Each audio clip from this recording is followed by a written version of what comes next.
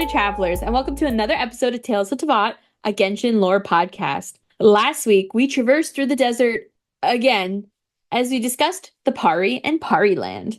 This week, we're talking all about our favorite reincarnated dragon, Monsieur Neuvillette. Are you that hoe? Wondering how you ended up here? Well, we are too. Join us at our website, talesofteyvat.com, where each page has tales untold, webs unfold, and a whole bunch of water unsold. While you're on our site, check out our past episodes and seasons, artist spotlights from the community for every topic, and some other goodies. Finally, feel free to email us at talesofteyvatpod@gmail.com to let us know what you think of this week's episode and what topics you'd like to see in the future. Additionally, you can feel free to leave us a rating wherever you listen to your podcasts to let other travelers know that maybe there is a fun lore treasure hole in us. Ooh. Yeah, I mean, you can also rate us badly, but please, that hurts my soul. A treasure hole in us. Okay. I definitely have quite a few treasure holes within me. Whoa! Same. But before we start talking about Neuvy, best boy Neuvy, I just wanted to take one moment with Tif. Sorry, Brandon. Oh, wow. Okay. Sorry. You didn't come, Brandon. You didn't come with us. So Tif and I were at Comic-Con last week, and I was there Friday through Sunday. Tif, you were just there Friday. Yep. And last year, we talked a little bit about our experience with Hoyo, and this year was quite different. Very different. Last year was beautiful. There was this great booth that had both Genshin and Star Rail. It was awesome. You got to walk through the waters of Fontaine. And this year, there was nothing. And I think what's really important to note about the fact that there was nothing, if anyone went to Anime NYC this year for our, East Coasters, Anime NYC, while they didn't have a Genshin or a Hoyoverse booth, they did have a booth for Teyvat Goods. Teyvat Goods is the brand name they use for their pop-up shops that they've been doing. You might remember us having a bad experience with that last year. Lord. Well, that was actually going on, though, in Queens at the same time. So they did that over in Queens, and New York Comic Con takes place in Manhattan at the Javits Center. So it was like you could have just done that at Comic Con. Queens and Manhattan, they're all part of the five boroughs. It sounds like it's very close. It is not. You're not going to Javits and going over to some random place in Queens all at the same time unless you live there. Yeah, or unless you only plan on being at Comic Con at that point for an hour. Yeah. Yeah, if you're fine with spending $50 to park for an hour and then leave. Mm-hmm. Yeah, exactly. So last year we had Genshin French fries. We had the booth. We had a meetup that happened. This year we had no booth, no French fries, a meetup that was later on in the night. And by the time I got there were 3 people, and they left maybe 2 minutes after that. So it was so disappointing. And you weren't really there that late. No, I was only 10 minutes late. I will say that last year, when they did the meetup, it was also later in the night. I want to say it was between 7 and 8. This one was at 8. And I don't think it even had anything to do with the time, but it wasn't originally on the schedule. So I can remember a week before Comic-Con going through the schedule and seeing no Genshin meetup. And then all of a sudden on the app, the morning of or the night before, there was a meetup on the schedule. So it wasn't well advertised either. It wasn't really put out there for people. Yeah. And it was very disappointing because I saw throughout the whole weekend a lot of Genshin cosplayers. Mm-hmm. And I will say that while Hoyo didn't show up as much as they did last year, the fans definitely did. There were a good amount of cosplayers, and there were, a good amount of fan artists doing Genshin art for the situation. At Comic-Con, there's never as much Genshin merch as there is at Anime NYC or at a anime-specific convention, just because Comic-Con does cover such a wide variety of things. But the fact that Webtoon, which for people who don't know, Webtoon is an online comic app where artists can actually submit their own art. Webtoon, I believe, had 2 booths. I mean, Duolingo was doing a meet and greet there because they have a Webtoon now. So Duo the Owl was there. And it was just so strange to see a Duo booth basically and a eBay booth, and there was a TikTok shop booth, but there was no Hoyoverse. And like Tiff said, the fact that the pop-up shop was happening at the same time across the city was super disappointing. And I had a few people reach out to me who were at Comic-Con saying, "Did you see anything Genshin wise?" And I said no, and they were like, "Oh, I thought maybe I had missed it." I mean, last year they had the whole Astral Express. Yeah, and they had an orchestra there.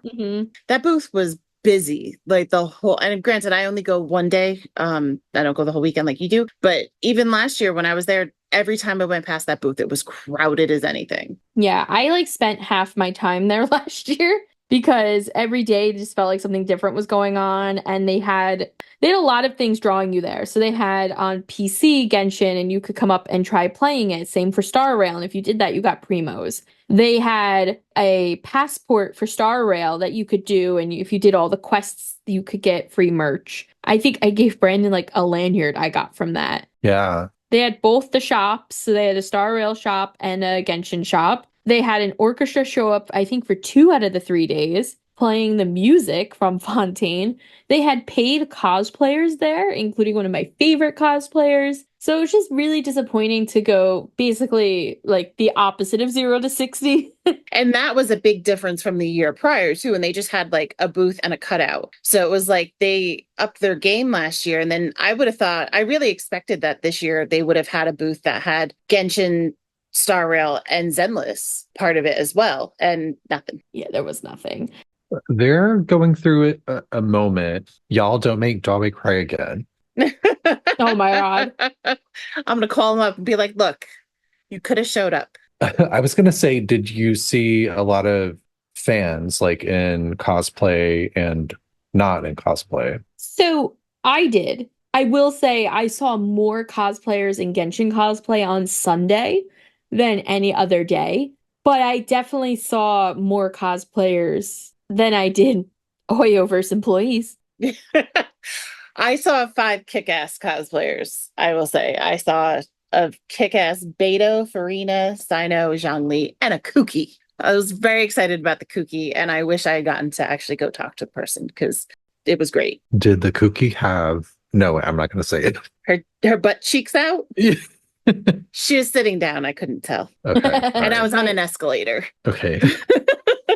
I will say one of my favorite experiences from this year was that I was sitting on the floor because my feet hurt, leaning against a wall in front of an escalator. And it's like a great people watching viewpoint. And I like catcall people, but like the opposite, because I'm complimenting them in like a nice way. So like as they're walking by, I'm like, "I like your kooky cosplay," and I'm like yelling at them. And they're like, "Oh, thank you." I've never had anyone not like it. So, and I saw these 2 people get on the escalator, and they were dressed as Harbinger Child and Harbinger Arlecchino in like their white coats. And I yelled, awesome. "I love your Harbinger fits." And the Arlecchino looked at me and goes, "I have something for you." And I was like, "Oh no, Father, no." Oh. And so they went to the top of the escalator and they're like, "I'm gonna throw it down." So I got up and I stood underneath, and they were trying to throw me this thing, and I didn't know what it was. And it literally got stuck on top of like an exit sign. And so then they threw another one. And it was so cute. It was like this little like stick-on thing that you put on the back of your badge. You get them a lot when you go to like work conventions. You could put like that you're an exhibitor or whatever on it. And it said House of the Hearth. And I was like, damn, did Father just recruit me? Mm-hmm. Did it work? Yep. So yeah, Hoyo, what the heck? Where are you stuck in Teyvat? Where were your heads at when planning the pop-up shop as well? We did have one good Genshin interaction, though, which was that while it wasn't specifically just for Genshin, we did get to meet Paul Kester Jr., who is the voice actor of Fremine. And for those of you who've been around for a bit or listened to last season, we had an interview with him as well on the pod early on last season. It was beyond fantastic to meet him because he is maybe the nicest guy in the world, quite possibly. I saw that picture. It was so cute. I was way too excited, where you can see it on my face. I was just grinning like a child on Christmas. He was super nice, and he was there with his wife. which he had talked a little bit about on the podcast. She's from the tri-state area as well. And he just kept saying how nice it was to be home. Mhm. And we're like, you should come here more often. Stay a bit. Have some bagels. But Tiff's right. Paul was just as sweet in person as he was on the podcast when we, digitally met him. But yeah, Hoyo, next year, come on. Like, I get it. There's a lot going on, but we've seen what you did at other conventions this year. And the fact that you didn't show up for New York is kind of crazy. I hope that you showed up for San Diego Comic-Con, which was over the summer. These are your big 2 conventions in the States. And it'd be super disappointing to hear that you didn't show up for either of them. So hopefully Hoyoverse comes back. I feel like New York has always treated them well, even though they haven't always treated us the best. Cough, cough, last year's pop-up shop. I mean, the concerts have been great and everything. So I feel like we are very blessed by Teyvat and the archons for the amount of opportunities we get to partake in Genshin-themed events and pop-ups. I mean, I got to go to the Fontaine Museum exhibit last year. We went to the Genshin concert together. We're going again. We did go to the pop-up store, even though we didn't buy anything. We didn't get in the door. We didn't get in the door. We got a good parking spot, though. We did. We got a fantastic parking space. I feel like they've always come to New York, and that was disappointing. But, that's that on that. We'll pop out of the negative IRL stuff and talk about some sad Teyvat stuff now. So we have Neuvillette, our Iudex of Fontaine. So we have Neuvillette. Speaking of sad. He's sad. He's a sad boy. He might be also sad because they keep saying his name Neuvillette. I mean, I'd be pretty sad too. It's like they're trying to call him a nerd. I'm like, it gets on my nerves how much they call him Neuvillette. Wow, nerves. First of all, are you outing yourself as someone who thinks that being a nerd is a bad thing? Because I got news for you. This entire podcast is listened to by nerds. No, it's listened to by nerds, run by nerds. I'm just saying that Neuvillette might see it as an insult by other people. No. You think Neuvillette wouldn't care? Of course not. I think he would embrace it. He'd be like, ooh, exciting. Have some water. I think he doesn't know what a nerd is. Well, that's also true. Neuvillette doesn't know most things going on in Teyvatian society. But if he did, don't you feel like he would be like, oh, someone's calling me a nerd?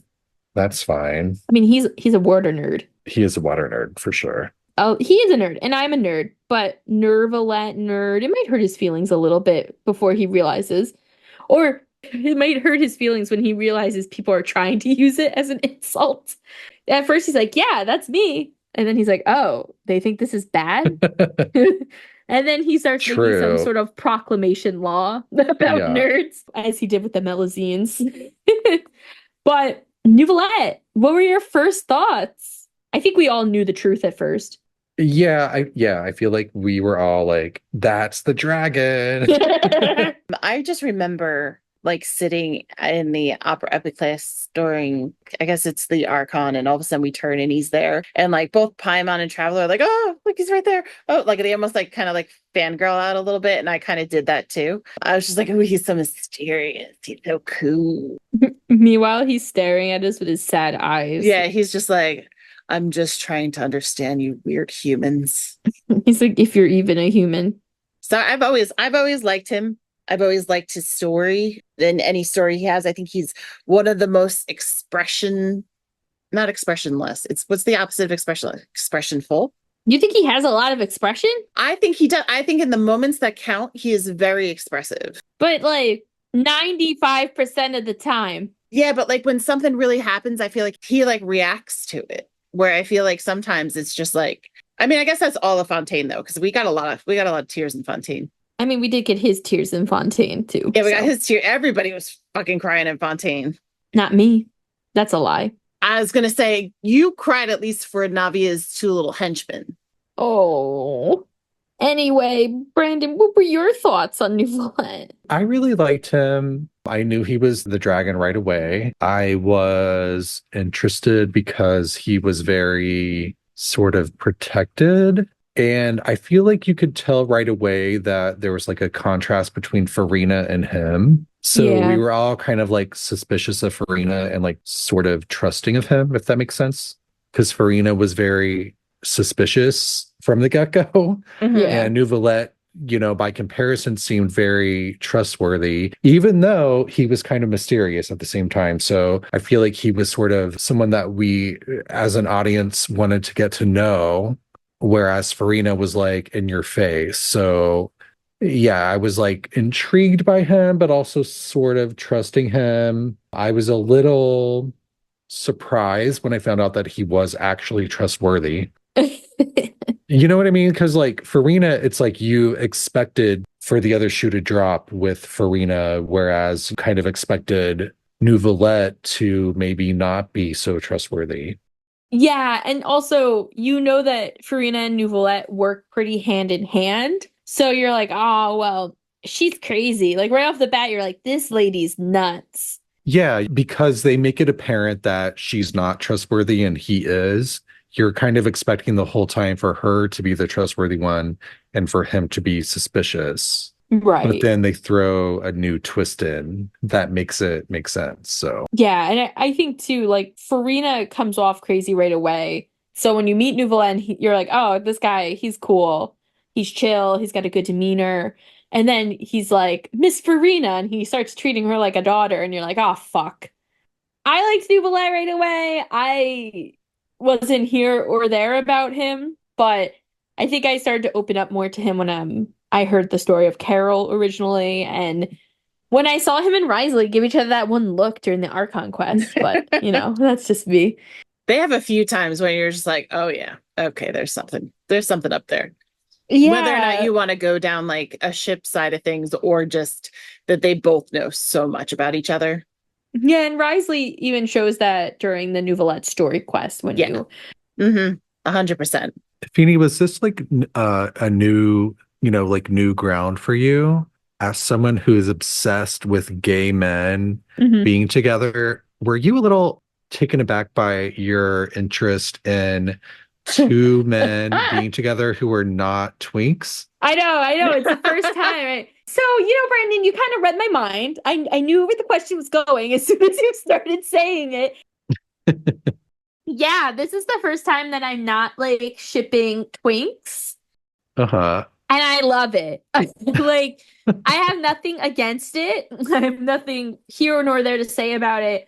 What I like about the dynamic of Risley and Neuvillette is partially the angst of it all. There's a lot of sadness that will eventually come if those two are to get together. And there's a lot of sadness in their past already. Neuvillette was the one who put Risley in Meropide, but then Risley ended up loving it. So, each side there's a different side to every coin, right? But I love Neuvillette and Risley because they know everything about one another. They're not saying it, but you could see it in the eyes. And Risley, especially in Neuvillette's story quest, has a lot of really beautiful things that he says about Neuvillette to help reaffirm Neuvillette of his place in Fontaine. I mean, he says something basically saying like, this society would not be like this if it wasn't for you. And if it wasn't for you and the hardships that you had to endure when you first came to Fontaine, nothing that you see here would be possible. He's basically like, Meropide would be a mess. The Melusines would still be exiled. You have brought Fontaine to this beautiful place today. And you're like, that's hot. That's hot. Hey, love languages, words of affirmation, guys. It's great. I also, for me, like that, there's two other ships for Risley. There's only one ship there's two other ships for Neuvillette that I've seen in the mainstream, and I just have a hard time getting behind both of them. Which ones are they? They're Navia and Furina. Nah, I don't like that either. And I will say, I have seen a crossover event where people ship as a throuple Neuvillette, Zhongli, and Dan Heng in his dragon form. So, Wow. And your dick exploded. If I had one, it might have. But No, I actually am not the biggest fan of that one either. I think it's because it brings Zhongli into it. But also, I think that Dan Heng and Neuvillette are like too similar. I honestly think Dan Heng, Zhongli, and Neuvillette on the surface are all way too similar in personalities for that to ever fucking work. They're all too like demure, you know? But anyway, I like our little Hades and our little dragon Zeus boy getting together. That's my hopes and dreams in a nutshell. But enough about me and my wants for this game. Before we started recording, we were talking, and we thought it would be really important to start this episode with a timeline in the blue-colored glasses instead of rose-colored glasses of Neuvillette and what his life in Teyvat has been like. And wildly enough, this life starts before the Primordial One even set foot in Teyvat, because this bitch is a reincarnated Hydro Dragon King. Yeah. Because the way that you phrase that, he's the reincarnated dragon. I don't know. And we can play the game of why the fuck did Tiffany think this? Because there's probably like 12,000 times we could do this. I don't know why I had it in my head that he was reincarnated, but not the same person. Like he was the second dragon, but he's just a reincarnated actual dragon. Like he's the OG dude born again. Yeah. I don't know where in Teyvat my brain went. He's the second. Like to me, there were two hydro dragons. No, I know what you mean. I think it's because he forgot so much when he was reincarnated. So I forgot too. Well, no, like I think he's sort of approaching Teyvat like as a baby. He doesn't remember, so he has to try to remember. And it's not surprising, Tiff, that you would think that, because I also thought that. And I thought that more so because of Dan Heng in Star Rail, where Dan Heng is the reincarnation technically, but is a different person in Bybiter Lune, who is like the dragon form of Dan Heng that you were able to get as a playable character. And you get that storyline of like, oh, this dragon guy was killed, and when he was reborn, he was Dan Heng. But Dan Heng is very like, I am Dan Heng. Like, I am nobody else. And because you have that storyline, the Neuvillette storyline is in with his memories being gone. You're like, oh, it's the same shit. But he is slowly gathering it back. And I want to say, though, that Neuvillette isn't like 100% the last dragon either. I do think that he has all these memories of the last dragon, but I think he's a different person all in all. You do? I think it kind of makes me think about Natlan with the ancient names, like, you know? I think he's the dragon mixed with humanity. Right, which makes him different. Yeah. He says he doesn't know why he was born in the human form. Yeah. And I think there's evidence to support the fact that he is like a different being. So, Tiff, I don't think you're really far off, because I do think that's suggested that he's not 100% OG Hydro King. Yeah, like he's reincarnated, but he's also a different form. Which just comes with different things. Mm-hmm. Even him, like, grappling with his emotions. Yeah. I think showcases that. I mean, the poor baby, he has human emotions. He's like, what the fuck are these things? Yeah. Yeah. I don't blame him. I'd be confused too. This just randomly hit me. When I first saw him, I was like, who's this David Bowie looking guy? I don't know. It just made me think of it because I have so many weird David Bowie moments in this game in life. Let's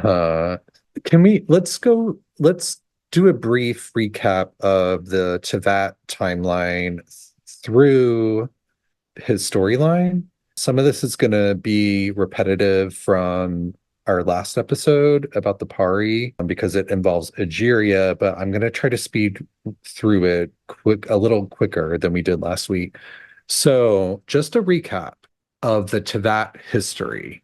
We have the Primordial One who comes in, removes the 7 sovereign dragons, including the original Hydro Dragon, who was considered the beating heart of the Primordial Sea. The Primordial One's shade of life, one of the 4 shades, creates Egeria to be the new beating heart of the Primordial Sea. Mm-hmm.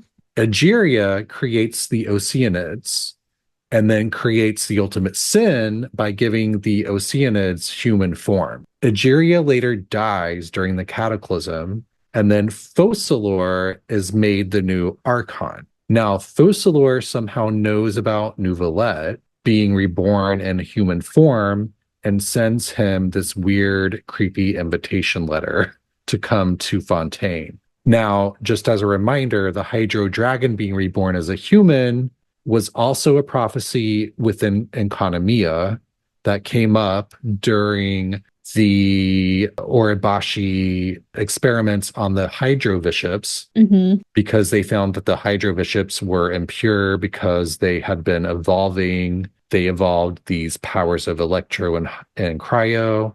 So because of that, the prophecy was that the Hydro Dragon would no longer be born among their ranks, which makes it seem like, okay, it's normal for a Hydro Dragon to be reborn amongst the Bishops. Yeah. But because the Hydro Bishops were evolving to use powers of electro and cryo, that was no longer in the cards. I just wanted to mention, you brought up the fact that this was a theory in Enkanomiya, but here, when Enkanomiya was launched, all the travelers thought Kokomi was going to be the Hydro Dragon reborn. So Neuvillette crushed a lot of dreams.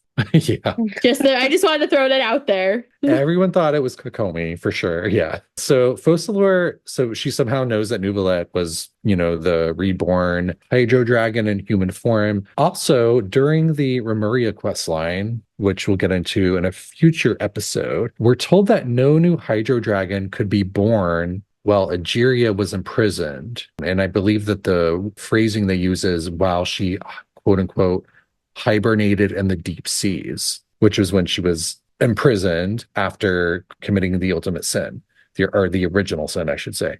So we know that the Hydro Dragon, we know that it's normal for it to be reborn, but because Egeria was created by the Shade of Life using the Primordial Sea and materials from Primordial to that, it makes sense that the Hydro Dragon could not be reborn while Egeria was hanging out. Now, was Neuvillette born at the same time Egeria died during the cataclysm, or was he born before that? That's a big question for me. Me too. Did he get born once Egeria was freed and then made the Archon, or was he born when she died, which would have been 500 years ago? Yeah, I mean, it sounds like if they're saying that the dragon couldn't be reborn while she was imprisoned, that would make me assume that the moment she wasn't imprisoned, the dragon could be reborn and didn't have to wait until her death. Where in the lore, Brandon, does it say the thing about the prison? Is that in a book or something? It's during the Remuria questline. Okay. So Cassiodor actually says that no new Hydro Dragon could be born while Egeria was hibernating in the deep seas. Interesting, because we have 2 timestamps for Neuvillette that we can actually say that someone has mentioned a year with him. And one is Neuvillette himself talking about him coming to Fontaine, which we'll talk about in a little bit. But he says that was about a little over 400 years ago, he became the Iudex. The other time we have it is during the 2024 Lantern Rite. Furina says something to herself about, he maybe has been around for thousands of years. Right. So there's a lot of questions there. Also, it does not seem to me, from the research I did for this week's episode, and you let me know if you're wrong, it doesn't seem to me that Neuvillette ever knew Egeria. Yeah, I never got the thought that he knew Egeria. Now, when Furina says he's been alive for thousands of years, I'm wondering if she's talking about his original form. That could be true. As the Hydro Dragon. Yeah. Because that's very different from 500 years ago. It's very confusing. I feel like there's 2 different timelines for him when he was born as a human version of the dragon. One is thousands of years ago because of the Furina line. The other is 500 years ago when Egeria died. So it's either when Egeria was first released from prison and made the Archon. The other is when she died, which would have been 500 years ago. Also, was he reincarnated into a baby or an adult? Yeah, because he always says he was born. He was reborn. Yeah, that is completely unknown. Well, I just think about Nahida too, like Nahida's 500, but she's an itty bitty baby still. And she's like, yeah, we like age slower.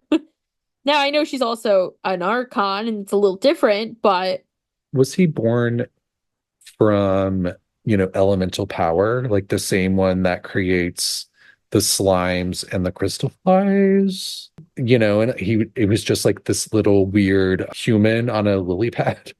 well, my favorite thing to think about is Neuvillette. I think Beefy from the Shade Chamber always says it.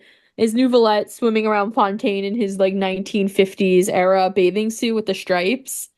Like that's just everything until he gets like, the call to go become the Iudex. Oh, but I don't think he was in Fontaine, by the way. Oh, okay. Do you think he was in Natlan? Well, I don't think we know where he was. But let me get back to the history at large. Okay. So we know that he gets this letter from Focalor, who was made the Archon after Egeria died. So Egeria dies during the Cataclysm. Focalor becomes the new Hydro Archon. Focalor somehow knows about Neuvillette out in Teyvat somewhere. She sends him a letter saying, hey, come on over to Fontaine and let's hang out. So she gets Neuvillette to come over there and gradually gets him to become the Iudex. Meanwhile, she also splits her divinity from her human body and hides it in the oratories that can meet the Annalise Cardinal. What was it? And the oratories that can meet the Annalise Cardinal. The mechanical isms of Annalise Vardell? Yes. Oh, exactly. Nice. Okay, thank you. She curses Furina, her human side, to live while she's like hiding in the oratories. Meanwhile, she has somehow convinced Neuvillette to become the Iudex, aka Chief Justice of Fontaine, in hopes that he will grow to love humanity. Otherwise, she's fucked. Yeah. Yeah. It was a very risky plan. And while she's like having him be, the judge of Fontaine, she's using all the power that everyone in the justice system in Fontaine goes through to just build and build and build. And then eventually, of course, kills herself and uses that power via the Oratrice to destroy the Hydro Throne in Celestia.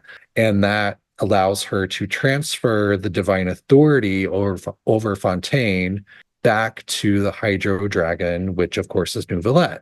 I think it's really interesting that Neuvillette thought Furina was Focalor the whole time, because that means that Neuvillette thought Furina wrote him that letter originally. Mm-hmm. Yeah, I was thinking about that too. His world must have shattered when he found out the truth, Everything he knew was a lie.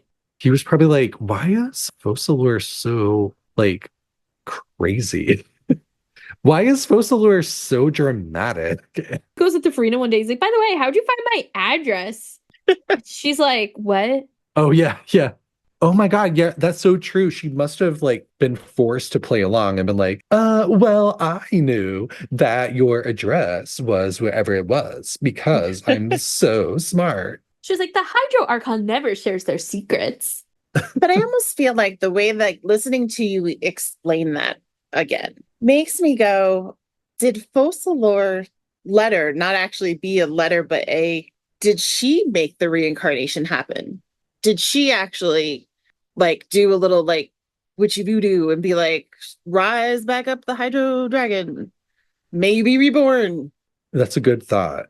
Because then like she brought him back. That's why he has no recollection and why he just appears, because he doesn't know anything about himself really. And it would make sense that he would just kind of only start to remember things or know about himself as he's in the court of Fontaine and becoming the Iudex stuff. I think it's possible, but I also think that there's this suggestion that Focalor and Egeria kind of had like a moment before. I mean, we know Egeria's consciousness is still around, right?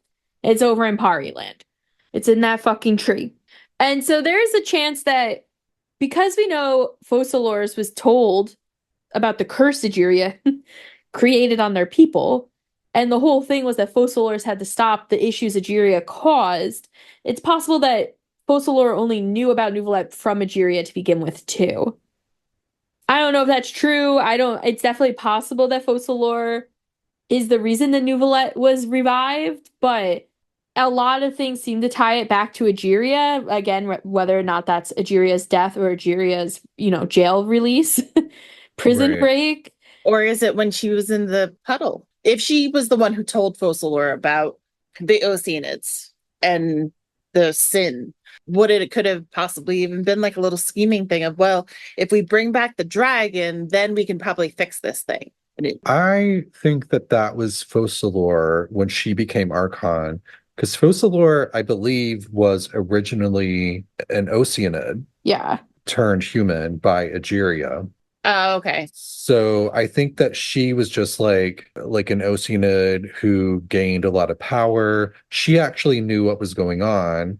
So when Egeria died, Focalor was like, how can I? Because Focalor inherits Egeria's sin, aka the prophecy of Fontaine, which says your people will get flooded and dissolve. So Focalor knows, like, okay, bad things are happening. I have to figure out a way to get around this. So I am going to write to the Hydro Dragon reincarnated as human, get him to come over here and become the Chief Justice of Fontaine so that he will fall in love with humanity. And meanwhile, I am going to separate my divine power from my human form, give my human form like this whole cursed quest line while I hide in the Oratrice, and sort of work in tandem with the Hydro Dragon to keep him falling in love with humanity.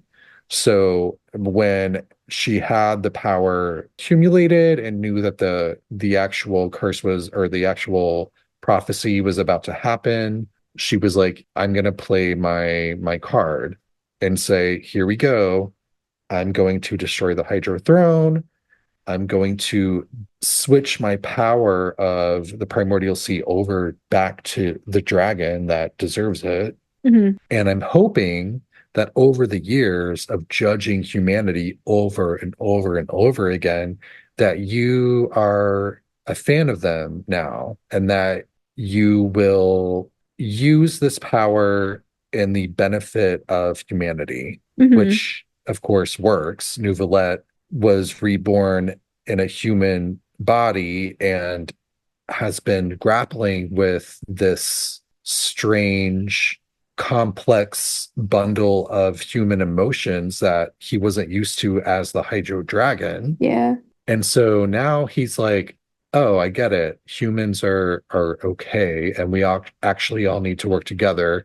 So he does take the power that is given to him by Focalor and turns all of the existing Oceanid humans into quote unquote real humans, meaning that they won't be dissolved in the Primordial Sea when the flood happens, and therefore saves them. I would like to say one other thing too, just on the whole, like, how did Focalor know about Neuvillette? Neuvillette says that he doesn't become the Iudex and really join Fontaine until a little over 400 years ago. But we know that Focalor took over 500 years ago. Right. So it's possible that Egeria is still the one who birthed Neuvillette somehow. It's really weird to say. But Focalor may have found him and wasn't necessarily like, she might have found a reason. She's hiding in this alternate dimension similar to A, while Furina runs around, acting all official on us. And it's totally possible that Focalor found something and then was like, I need to find this guy. He is somewhere. Yeah, the timeline is really not clear about Focalor sending the letter to Neuvillette and then reconciling that with like when she splits her divinity out of her human body. Definitely. Like, we don't really know, like, when did Neuvillette get to Fontaine? When did he sort of get seduced into becoming the Iudex? Versus when did Focalor split her divinity? I'm assuming that she was hiding in Furina's body, like that was like her. And that at some point, Neuvillette was like in touch with her when her divinity was still within Furina's body. Yeah. And then she split it. Right, because he only knows Furina. Like, he didn't know an image of Focalor that wasn't Furina. Which is weird because it's a different body when you see it in the It's very climax similar, of though. It is similar, yeah. They have the same eye thing going on, and But isn't it suggested that that's not actually like Focalor's form and that she's just doing that? Or did I make that up? I kind of thought that was like, this is the form you know the Hydro Archon in, so here's my version of it. Like, she could have just been an Oceanid. Like, for all we know, you know what I mean? Well, I don't know because Five Sinners, the Visionary, Dane's older brother, he helps create these images of the future, right? That shows the prophecy of Fontaine. And when you look at the last one, which is the Hydro Archon sitting on a throne crying by herself while everything is flooded, it looks like Furina. True. It made me wonder if that was her form different or new. You know what I mean? Yeah, totally possible. There's a lot of unknowns with this history still. No matter how much you look into Remuria, Oh, no matter how much we learn, like, Fontaine is a mystery in so many ways. Like, where was Neuvillette before he came to Fontaine? He was swimming. Just swimming. That's all you need to know. Maybe he was hanging in Economia. Yeah, that's what I was gonna say. Brandon, you read my mind again. Oh my God. Like looking for the hidden cameras. It's right behind you. But that's such a good question because there's this one name that they use for Zhongli, and the only places we hear about it are Heron Harry, and we hear about it when we did our Orobashi research, and we hear about it from Neuvillette, and that is Deus Ari. So I definitely made that connection immediately. The actual voice line that Neuvillette has about Zhongli says, as the Archon who won the authority of Geo, Deus Ari must be called to trial. If one does not wish to see us on opposite sides of a conflict, they need not worry, for I intend to stay in Fontaine for the foreseeable future, which could well mean another 400 years. As another point of consolation, even when the trial eventually takes place, it is still not a given that the judgment will lead to a physical confrontation. And we've heard in the lore about Orobashi that when he was defeated by Deus Ari, he then went to Economia. So the only times we're really hearing this name is in pre-Cataclysm lore and Conrio lore, really. We're talking about the Archon War, and we're talking about whenever Neuvillette came around, which could have been 500 years ago, it could have been thousands of years ago, we're not sure. So it does make me wonder what knowledge this guy has and what connections he could have to Economia, because if he was reborn into Economia, where the prophecy was birthed from itself, it's possible that he hung out there for a few, 20, 30 years before Focalor found him. And maybe he was born as soon as Egeria died, but in this secluded place, and that's why he has so much knowledge as well. I'm not sure. What's interesting is that the impurity of the Hydro Bishops and how they evolved to have powers over Electro and Cryo. Mm-hmm. According to the Byakuya, whatever that book is called. Oh my God. My eyes just now, I was like, what? Because of that book series, it actually says that because of the impurity of the Hydro Bishops and they're evolving to have powers of Electro and Cryo, that the Hydro Dragon would no longer be born among their ranks. So that implies that it was normal for the Hydro Dragon of Teyvat to be reborn among other Hydro Bishops. Suggesting that maybe there was more than one reincarnation. Yeah.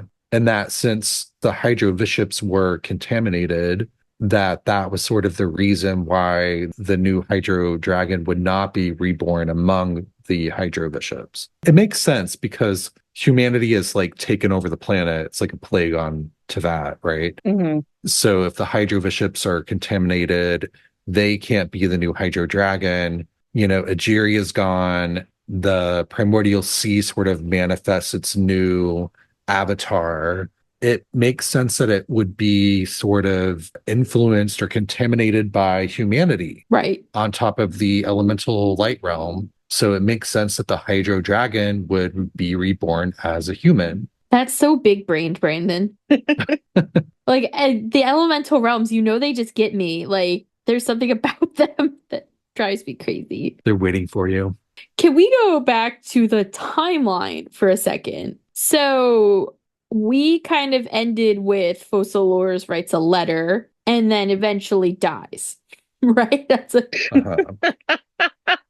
Thank you for summing up the 20 minutes of what I was saying into 5 seconds. No, you said a lot more than that. But so we have the Focalors letter, and then Focalors dies and does all the crazy shit that Brandon mentioned with splitting her consciousness or her magic, her divinity, her flare, her flare. What makes her different? She splits herself. We know that Furina, is technically the Hydro Archon, even though it's all a fucking act. She officials us for 500 years.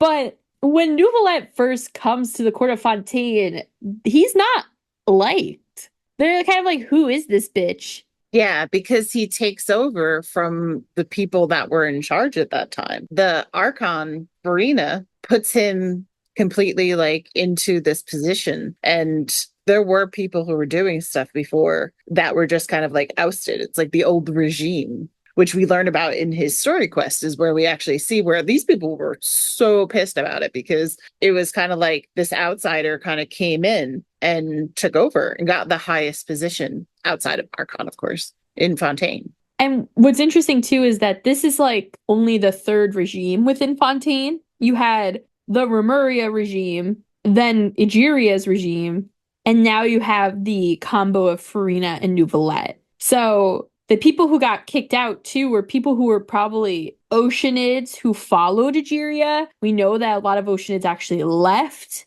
Fontaine to look for her and, disappeared all in all because they wanted to bring humanity together with water, which is a lot. It sounds like a Poland Spring commercial. We're going to bring the world together with music. I don't know. Also, when Egeria was taken out of prison and made the Hydro Archon, she was sort of tasked with rallying all of the lawless survivors of Remuria after it fell into one solidified society. And so that sort of solidified her as the god of justice. That's when that sort of became a Fontainian thing. Because she was just and brought them together. Yeah, she had to lay down the law. Yeah. So when Neuvillette took over, he was sort of inheriting that. Right. And so when Neuvillette comes in, everyone's mentioned, people were not happy.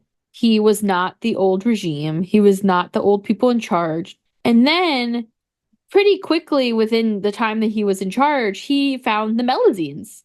Yeah, and when he took over and there was people were unhappy, it wasn't just the people of Fontaine, it was also the Oceanids, because remember how a lot of the Oceanids after Egeria died, they scattered across Teyvat and they were sort of rebelling against the new regime. Yeah, we were just talking about that, how they left and they went to follow Egeria, and then a lot of them didn't come back when they realized she was dead because they didn't like the new leadership. Yeah, and that leads to what's her name? Rodea. Who is considered one of the strongest Oceanids of them all. Crazy bitch. She is. You can't deny that. So Rodea left Fontaine because Egeria wasn't there anymore. With a lot of other Oceanids. With a lot of other Oceanids. But weren't they people at that point? Why did they turn back into Oceanids? Well, because they had to use water to branch out into their little spy network. Yeah, because the whole thing was that the Oceanids, when they were made, they were kind of acting like spies across Teyvat, but in a way to keep peace. Egeria never used them to be oh, you saw the Geo Archon talking smack about me. go fuck him up, go drown him. Although totally possible that Egeria gave him like the little, water insect problem he had. But she used them more as like a peaceful, I know, it's like she gave That's a him hot take. crabs. Yeah. I was gonna say, did he get an STD from Egeria? Hey, who hasn't gotten an STD from Egeria? Oh, wow. But the Oceanids, they were out there trying to spy on people for good reasons, not for bad. They're trying to protect themselves. Yeah, it was sort of like, I'm going to buy the world a Coke. Like, we're all holding hands across the world. And Egeria's big thing was like, we are going to unite the Teyvat with water. Like, she wanted to continue to unite them, not just these broken groups from Remuria, but the rest of Teyvat too. And so when Egeria died, a lot of Oceanids didn't believe that she had actually died, and they went looking for her. And when they found a puddle in her place, they were like, well, I'm not going back there. I don't like Focalors. I don't like what she's doing. I want Egeria, and therefore I'm going to continue to live out Egeria's want for this world. Okay. Which is very interesting, too, because Neuvillette, as we mentioned earlier, has a little thing about water, and he could taste water from different places. And he says that the Cider Lake water is really warm, but he says that, like, Kinsey Village's water is the best. I'm like, is that because that's where Brodea is? She's over in that area, and he could taste, like, because she was considered a powerful Oceanid. Or was that where Neuvillette was when he got the letter from Focalors? He was just about to find Rodea, who was going to kick the shit out of him. Well, I mean, was he, like, hanging out in a puddle in Kinsey Village? There were so many fucking puddles. I hate that. But anyway, we were saying that, Neuvillette came in and he was not well liked because of all these situations. I mean, it's politics, right? Yeah. And Furina's trying to, like, get her shit together as, like, a 12-year-old, basically pretending to be a god. And Neuvillette eventually somehow finds the Melusines in their little village out under Alinus's body. And he decides that they are like the pride of Fontaine, and that he needs to take them out of Melusines village, and that he needs to bring them into Fontaine because Melusines have a special sight. And I don't remember us bringing this up during the Melusine episode. I don't know how, like, it was a foresight over my head about this, but, like, they can see bloodstains even after you have washed them away. They're literally their own, like, what is that light? Luminol? Infrared. They act as like their own ultraviolet or infrared light. And so if I started to bleed out in front of you guys and then Tif cleaned it up, if Brandon was a Melusine, he could still see the blood. You'd still see the blood because I ain't cleaning up your damn blood. Whoa! I'm leaving that all over the place. You would just leave the murder scene as a murder scene? No, she would tie stones around your ankles, throw you off the pier, and then bleach the shit out of your house. But the Melusines would still see the blood. They'd still see it. That's the crazy part. It's what makes him say, okay, I'll grant your wish, because they wanted to come above ground too. They were trying to understand themselves just as much as he was trying to understand himself. And they felt like as much as they searched down under in Melusines village, they couldn't figure it all out. And then they also had the problem of they started to forget as well. So they wanted to go above ground to kind of find out about themselves. And his whole thing was, okay, I'll bring you up here, but you have to help. Like, this is why you're going to be up here. Like, you're going to have this job because they can detect all this extra stuffs. Yeah. And so he brings the Melusines in, and he specifically partners up Carol and Fortune. But he thinks of them as like a new version of of Hydro Bishops, right? Yes. Isn't that why he's like in love with them, even though they're not really of the Hydro echelon? Yes. He thinks they're very curious, and he thinks that they're very powerful in their own way, and that's why he thinks they're like the pride of Fontaine. Right. Like they're born of like a weird void dragon, but he sort of decides they're Hydro. He just adopts them. He's like, these are my children now. They will be Hydro. Yeah. And if any of you have anything to say about it, I'm going to put you in jail as long as the Oratrice says it's okay. But he then brings them in, and he starts I know I'm going to pronounce it wrong, and I know to put a pronunciation, and he starts the Merochose Phantoms. And they're mostly Melusines, or if not all Melusines, but they do have partners who are humans, like Voltrin.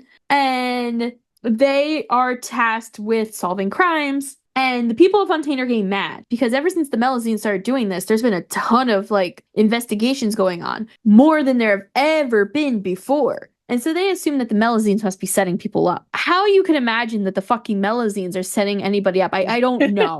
Yeah, they're efficient and they're actually like breaking cold cases because they're so smart. So there's more things that are coming to the surface because they've been able to figure it out. It's like when DNA became a thing that we were able to use in court cases and stuff like that. All of a sudden, all these cases were being tried and completed, basically. So the Melusines were kind of like picking up the slack. But people didn't like it. No, people don't like change. And people are just dicks. How could you not like a Melusine, though? I know. They're adorable. They skip everywhere they go. And like here they are, like when you're going through like the beginning parts, well, once you're going through the parts of Neuvillette's story quest where you're actually seeing what happened in the Carol story, and you're seeing like Carol's this cutesy little Melusine going up to people being like, hey, can I help you? And they're like, get out of here, you monster. That's like she's 2 feet tall. She's got no fingers. And she's just trying to help you. And you're being But Chip, they don't look like us. Yeah. I want everyone to look like me. Like, I don't understand why everyone thinks that someone else should do things. Like, I want everyone to look like me. Mm-hmm. You are now Sandy Cheeks the squirrel. That is what you sounded like. SpongeBob. Yeah, I was like, oh my God. Yeah, there's a lot of parallels in this story to things that happen in real life. Mm-hmm. Throughout the world, it's really the same kind of thing. Anytime that there's any kind of a majority has to meet a minority and they freak the fuck out. Yeah, it's a clear indication of showing racism through a species instead of a race. Yeah. Yeah. Which is interesting from Hoyo, but nonetheless.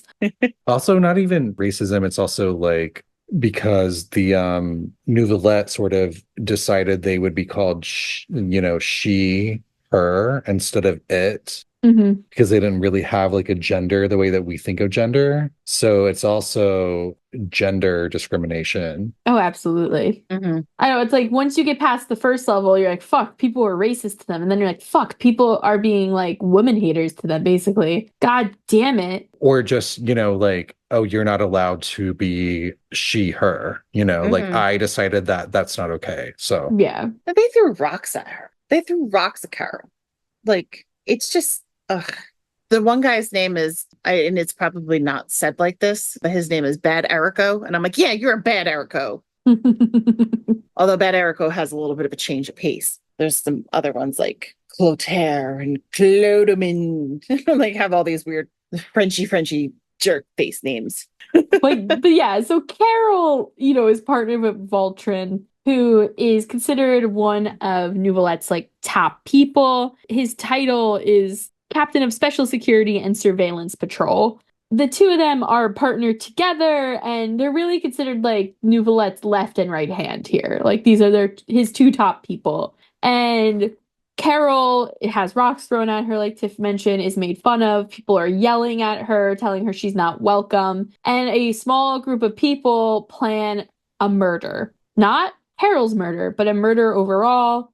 And before this all happens, Voltrin and Carol kind of have a moment where he saves her from a group of people who are yelling at her. And he says, you have to stop like talking to these people. Like they're just going to hurt you. And she's like, no, this is my job, you blockhead. And she like runs off to go continue doing her job. And he's like, all right, fine. And so this murder happens, and the people who caused the murder were able to convince Carol to come into the crime scene, and then they blamed her for the crime. Yeah, they basically framed her for it. And their whole thing was they were basically too cowardly to go after Neuvillette. And they were like, well, if we show that the Melusines are bad, that's going to show that Neuvillette is bad. So it'll be like, a little cascading type thing. And because she's so gullible and sweet and friendly, they get her to walk right into their trap. And they frame her for this murder. Yeah, and Carol ends up dying. Yeah. She basically sacrifices herself to a crowd of people who are mobbing her for the most part. Yeah, there starts to be like a whole ruckus. There's like physical altercations happening and things like that. And she thought the way that she could soothe out the masses and kind of almost show her innocence as she takes her own life. and it doesn't do anything. Right. So word gets back to Voltrin, who is so upset. Like literally right before this happened, Voltrin and Carol like got peace medals together and stuff like that. Like they were partners in crime. And someone else tells Voltrin what happened. And Voltrin opens up about the fact that he had actually lost a sister who was very young prior to meeting Carol, and that Carol reminded him of his younger sister and how they were just both filled with so much innocence and they were so honest and kind and hardworking. And Voltrin says to the guy, like, hey, I'm going out there. I'm not telling you what I'm doing because I'm doing this on my accord and not as an officer of the court of Fontaine. And he basically goes and brings justice to Carol, and he kills the killers, or kills the murderers / framers / whatever you want to call them. How did y'all feel about that? Because I loved it. It was so Dark Knight. It's very eye for an eye, but like even the story continues on there, is taking a life. It's not right, but it's okay. It's satisfying. It felt good. This whole trial starts at the Opera Epic Place, and like people are starting to go, wait a second, Vautrin's on trial because he was just doing something to protect his friend. Like he was just getting vengeance for his friend because they're the reason why Carol's dead. Like this isn't right. He should be set free. He shouldn't get charged with anything. And like they start to like, you know, almost like have like a whole ruckus in the court, and Neuvillette being the very just person. And while it kills him, he has to give the guilty verdict. Like he's basically like, I mean, he always has to end up listening to the Oratrice anyway, but he also is just like, you did it. Like you killed the people. You have to do your penance for it. Vautrin, like in a very unlike him, has a outburst like, I can't believe you're going to do this to me. I was just protecting Carol. I was trying to, you know, it was all their fault. This shouldn't have happened. And like all this craziness. And it kind of is like Neuvillette is stricken by this. Like his words affect him for years. Like he's just constantly running through what this guy said to him. Like, oh my God, I can't believe I just, you know, did I just mess up and not do the right thing, even though it's the world. Like I know this is the right thing, but my emotions are telling me it's not, again, because he's starting to have these emotions toward people, and along with what Fossilor had wanted the whole time. You know, he just fast forwarding into the story later on finds out that Vautrin, when he was in Meropide, was like the model citizen. He was back to being like his old self and like being very, you know, stoic, but keeping on the up and up. And it turns out that Vautrin basically was like, I'm going to freak out because people need to believe that Neuvillette is punishing his friend and not doing anything, something like to kind of like cover it up or be less on me because I'm his friend. He's impartial. And that makes a big difference because it's the turning point where the people in Fontaine start to go, you know what? These Melusines, there's nothing wrong with them. Like this was like the tides turn, and a lot of it has to do with because people started to trust Neuvillette, so therefore they started to trust the Melusines. And so, like Tif said, Voltrin ends up going to Meropide, where he forms the Mutual Aid Society. They are still around to this day, and we actually get to run into some people from the Mutual Aid Society a little later on in present day Fontaine, and with Wriothesley, and they still have badges that look very similar to the freedom badges that only Carol and Voltrin were ever given. And as Tif also mentioned, you know, these are words that Neuvillette has always lived by. These like scream outs from Voltrin, they've kind of always lived in the back of his head, echoing. It's like, you know, when you go to bed and you think of the thing you said like 6 years ago, like by accident to a stranger, that's like Neuvillette sleeping at night. Like, oh my God, what did I do? And Neuvillette goes on to be loved by the people of Fontaine, but he never truly feels that way. He continues to feel like an outsider, and he continues to fear that him and the Melusines could be, you know, quote unquote exiled or treated like exiles once again. Specifically the Melusines too. He's very protective of them. It's actually quite beautiful because there's an overarching story that happens in his story quest that goes into Chiara, a Melusine, that he thinks basically history is repeating itself because she gets a threatening letter. And it turns out to really be nonsense in the end. Not really like, it doesn't have anything to do with what happened, 400 years ago or 300 and something years ago. But Neuvillette doesn't know. So he's like doing all this investigation into it. And then the word gets out that somebody threatened a Melusine. And now everybody in Fontaine's like, fuck that. Like nobody messes with a Melusine. Like people are trying to protect Kiara so much that they're like hiding in bushes.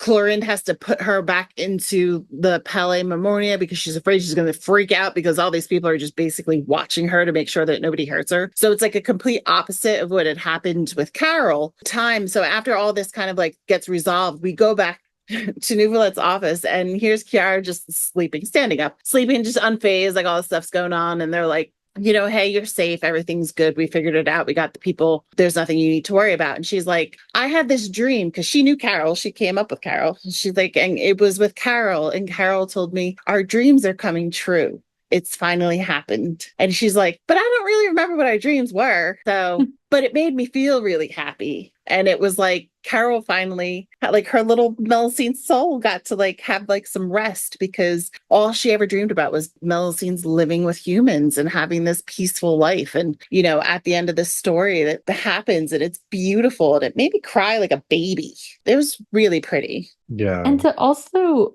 backtrack a little with the storyline, I think it's okay to talk about the storyline. We can talk a little bit about the Archon after. So the Archon happens and then this storyline happens. And like Tiff mentioned, you have this Melusine Kiara who's been threatened. This Melusine does not think that they've been threatened though. They get this letter as they're about to go out and they literally think nothing of it. Another Melusine reads it and it's like, this is a fucking threat.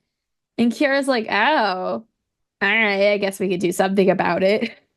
She has no cares. No cares at all. And Tiff mentioned that Chlorinde is brought in. So we are brought in to help investigate because Neuvillette is investigating on his own, which is very unusual for him. And the Traveler actually like shadows Kiara, which then leads us to meeting Charlotte, who's trying to get the scoop on Neuvillette because no one sees Neuvillette out in person. So this is like very rare. And we see that with all the NPCs we walk by as well. They're always whispering about him. So we go with Kiara, who is like inspecting something at Chiori's. And very long story short, we end up in Meropide, where between Navia and Risley, we were able to get an answer of where this threatening letter came from. And it came from this guy named Domenico, or Domenico, however you want to say it. And he's in Meropide because he was caught smuggling. And very similar to the Carol case, he wanted to take it out on like Neuvillette and the Oratrice, but didn't know how.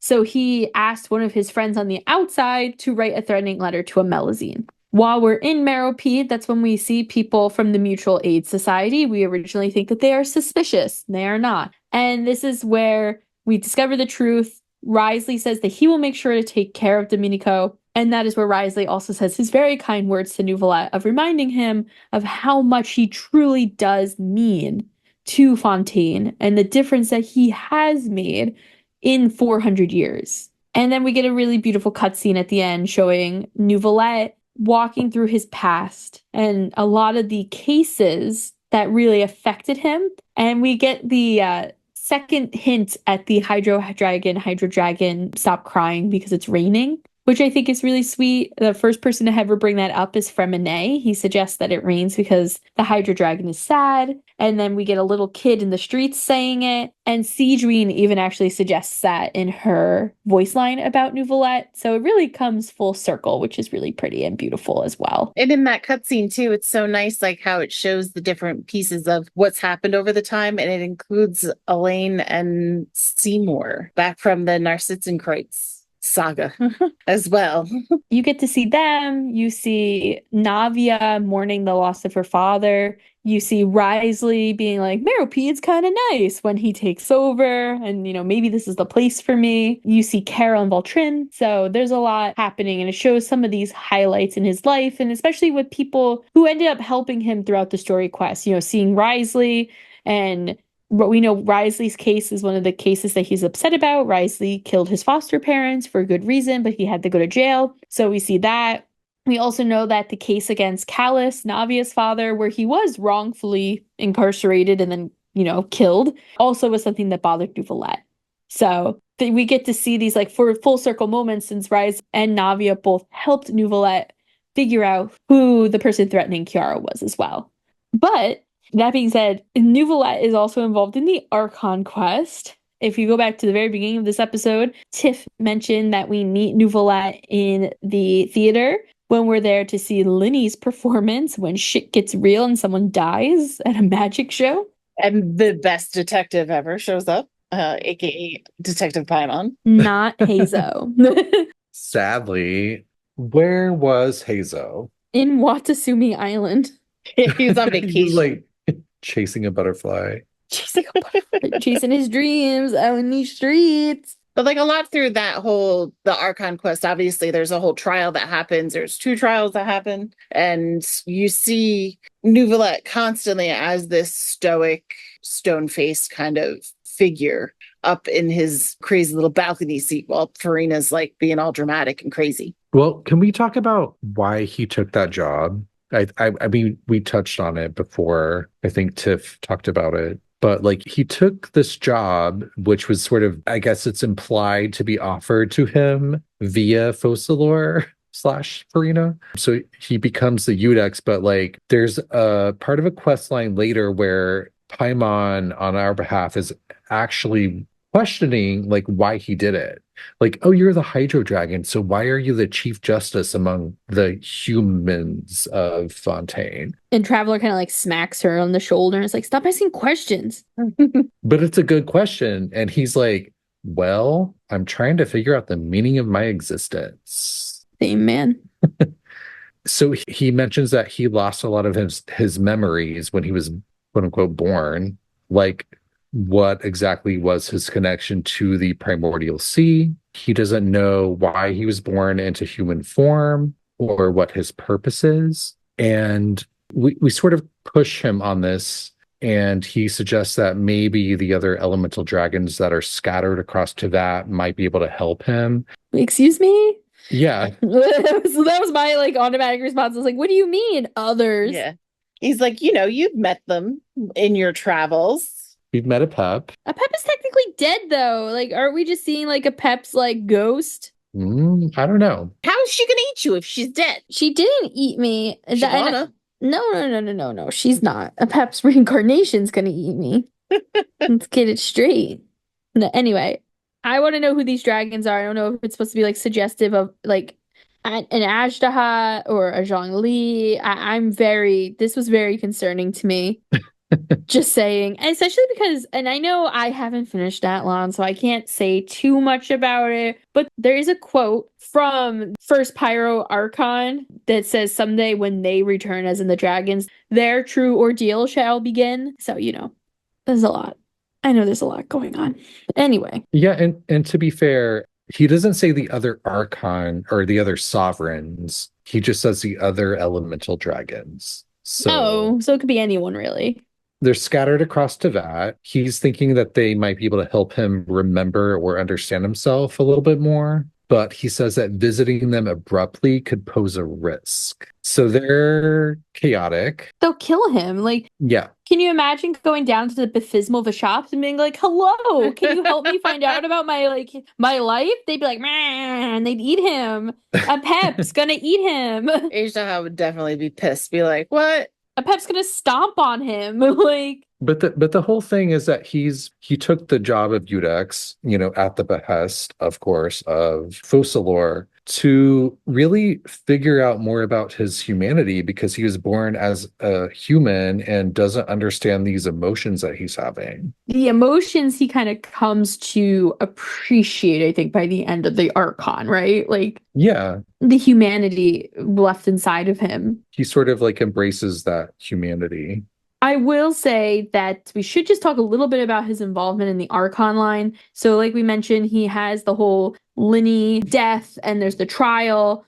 But more importantly, we learn about the Primordial Sea through Neuvillette. And we find out that the Primordial Sea is like rising into Meropide, and Risley and Clorind try to hold it back, and we end up getting Neuvillette in there. And Neuvillette, we learn, in that moment how powerful he is. And I think if anyone was questioning at that point of whether or not he was the Hydro Dragon, it was confirmed in that moment. Because he was definitely showing more power than Furina was. And we do know that later on, Furina even gets questioned on whether or not she's an Archon. And one of the questions that comes out of this Archon line is, how did Neuvillette not know that Furina wasn't the Archon? And how did he not see around this? And also, like, props to Furina to keeping a secret from her best friend, basically, for 500 years. Because I would not be able to do that for more than 5 minutes for most of the things in my life. And I think that question really gets answered with the whole idea of like the essence of Focalors being on Furina, like almost like the perfume of Focalors is there. So how would he have ever not known? He couldn't sniff past her. Right, you know. Yeah, he had no reason to not believe it too, you know. Toward the end, he definitely was like, Yeah, at the end, he's like, okay, whatever. He's not really of the human realm. Like, he's a reincarnated dragon, so he's not like of that world. So it made sense to me. Then at the end of the Archon, all is well now. The curse is broken.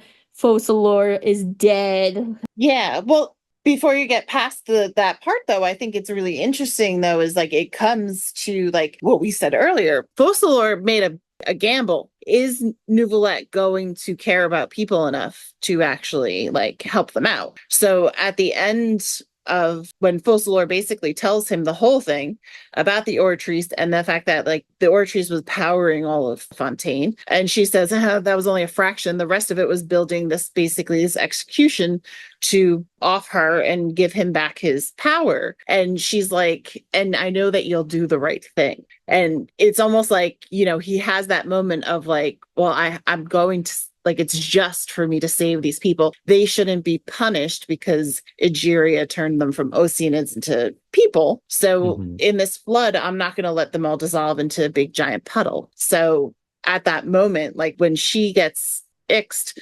he gets his power back. And that's the first thing he does is he declares them not guilty. Right, which turns them into quote unquote real humans. Yeah, no more Pinocchio. They no longer have to go to the Fountain of Lucine to ask for babies. They can make them themselves now. Woo! All we Well, wanted.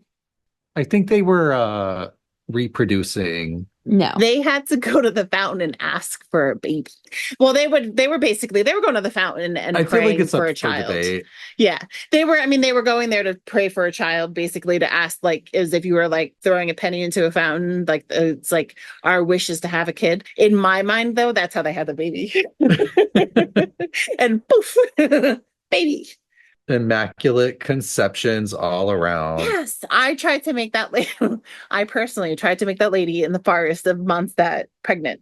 It was really a Fontainian who just wandered away from Fontaine. Every time I see her, I'm like, you know what? I think you're carrying. Stay away from the Springvale pool. But yeah, so all of that happens and Neuvillette takes over. Peace is restored. Arlecchino is given the Gnosis. Who the fuck ever wants a Gnosis? People are trying to give this shit away. They're like, nah, I don't want it. Well, Neuvillette has good reason. That's when Neuvillette tells us that the Gnosises or Gnosis, whatever, is made out of the dead third descender's juices. And Juices. The remains of the third descender. the juices. Juices. He was put through Mr. Juice. Yes. I mean, doesn't Paimon want a juicer at some point? Like, No. Paimon's hinting at the truth, guys. That's what she wants it for. She wants the refrigerator to stick the juice in there. That's what all Sensetias are. It's just little body parts of the third descender. Oh, Yeah, they're born from their seed. So Neuvillette is like, we're kind of like, Neuvillette, what the hell? Why did you give Arlecchino the Gnosis? Now they have like every Gnosis so far, except for the Pyro one. Like, we're fucked. This is like our third goal on the list behind like survive and find our sibling is don't let the Saritsa get all the Gnosis, and you just gave her another one. What the fuck, man? And Neuvillette is like, why would you want that? It's like a bad omen. It's made out of dead people. And we're like, whoa, what? And so that's when we learned the truth of the Gnosis.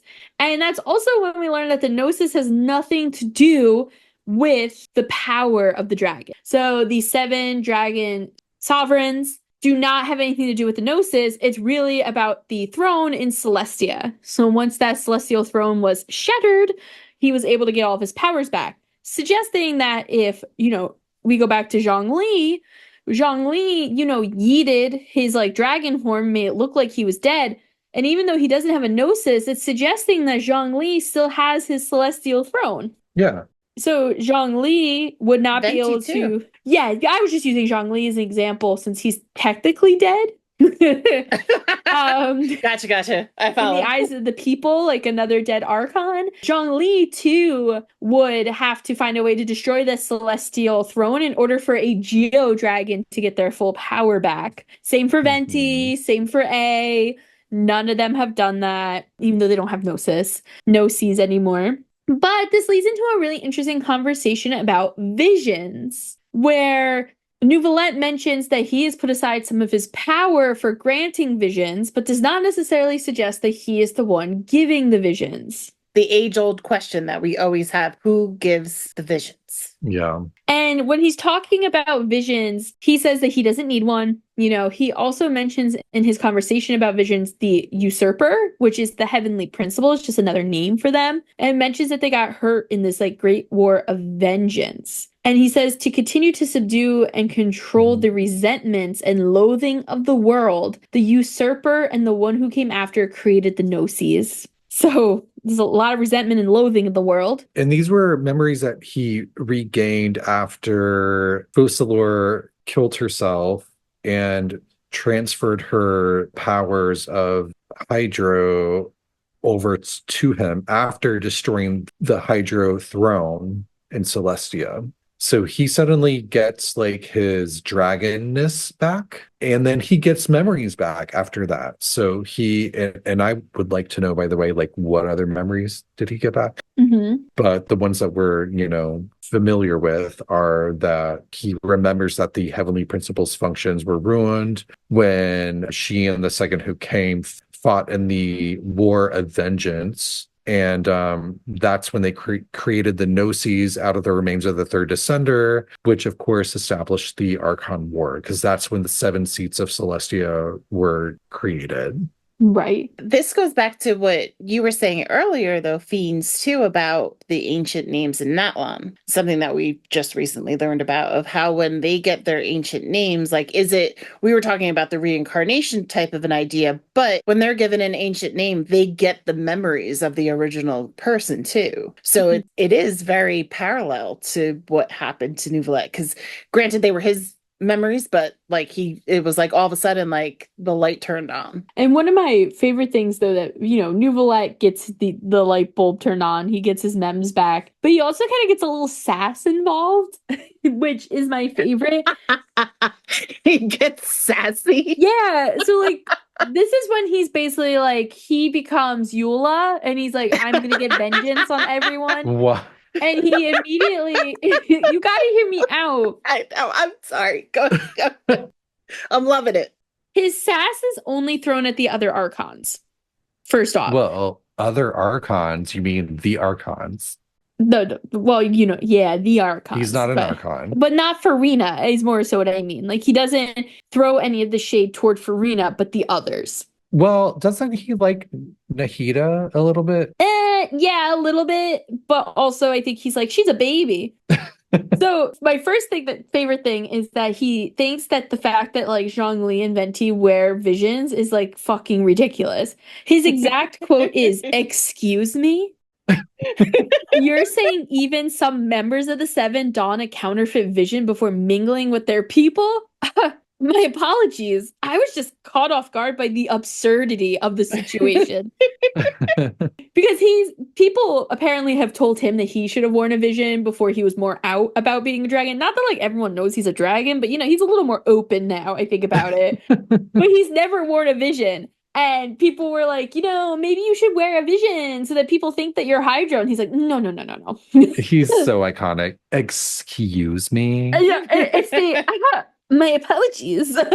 So I mentioned earlier his thoughts on Zhongli, and the fact that he says that he needs to be put to trial makes me want to know, what did Zhongli do? No, he wants vengeance on all the archons. Well, yes, he does. That's what I'm saying. This is his like Eulator. Vengeance will be mine. Him and Eula would get along great. But also, he knows things that we don't. So it's also the question of like, ooh. What did Zhongli do? Other than taking the dragon's power. But Zhongli didn't do that. True, it was given to him. And that's the thing is like, did he? No, we don't know about Zhongli because of how old he is. But in general, like, Neuvillette is smart enough to know that he's not going to get justice by going after the archons, He knows that's Celestia and not them. For the most part, again, we don't know about Zhongli or Venti just because they were the oldest, because Venti also needs to stand trial. He says, I shall fulfill my vow to judge all of the seven in turn, even if the sky should fall and the ground give away. As the recipient of the authority of Animo, the god of breeze and hope, which we've never heard hope,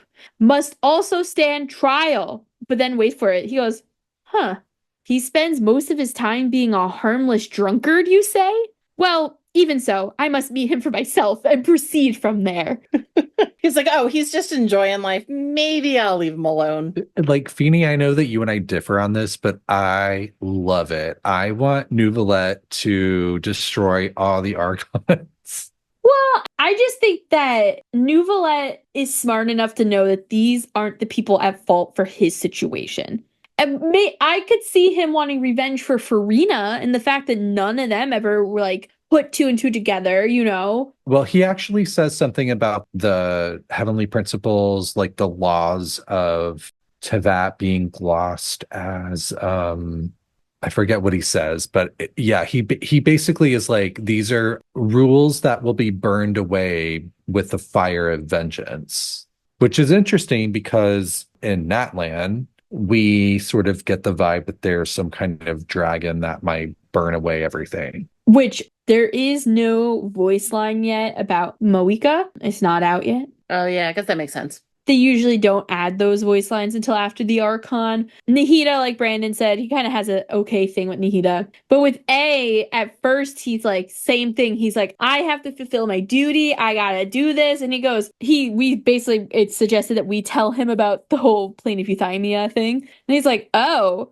well, maybe I'll visit her in a few centuries. Like, he's got no rush. But I will say that he says one very interesting thing in his voice line about A, which makes me think about Celestia. He says, as a survivor of the dragon race who has regained my full dragonhood, I must fulfill my oaths and obligations, even if it means returning all the water in the ocean back to the heavens. Turning all the water in the ocean back to the heavens. Now, this is suggestive, I think, of the human realm's creation by the Primordial One, and that there was no water in Teyvat besides the Primordial Sea prior to the Primordial One coming down. Right. I also would like to bring you back to a very long time ago when I mentioned an egg. Was it hard boiled? No. This was like, and I don't have any of the research in front of me right now, but it's the Lady Gaga egg. No Lady Gaga, no Heidi Klum, like, no, this is just an egg. And if you remember, I brought up the fact that I thought the Primordial One may have been birthed from an egg. Right. I feel like this confirms that, in my opinion.